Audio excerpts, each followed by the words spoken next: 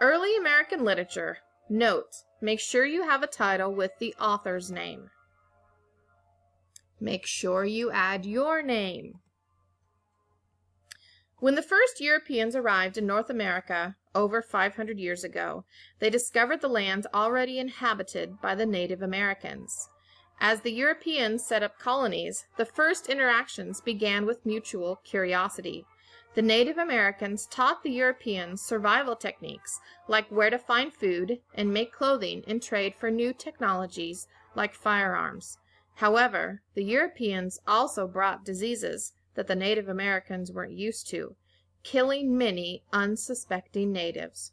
The ones that did survive were forced off their land as the Europeans expanded. The early Europeans were Puritans, called thus as they sought to purify the Church of England. They came to North America seeking religious freedom. Their society centered on religion, who was saved and who was not. They believed all people were inherently evil and full of sin, and that only through God's grace and favor could one be saved. They were constantly examining their own lives and that of their neighbors to see whether or not they were saved. Their government was also set up on their religious beliefs. If it wasn't in their narrow viewpoint of the Bible, it was wrong, and there was no compromising. They read the Bible daily and sought to educate themselves, founding the first college in the New World, Harvard, just 16 years after landing at Plymouth Rock. Because they sought God's favor, much of their literature has religious themes.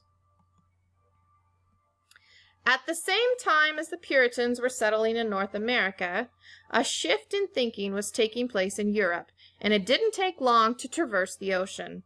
Rationalism brought the age of reason to North America.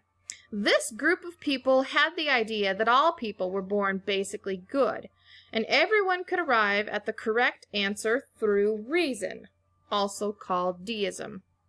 They thought that God had created the universe and then stepped back to see how people would manage it. They also thought that God wanted people to be happy, and the way they could please God the most was through serving and helping others. The literature of this time was very matter-of-fact and mostly through pamphlets.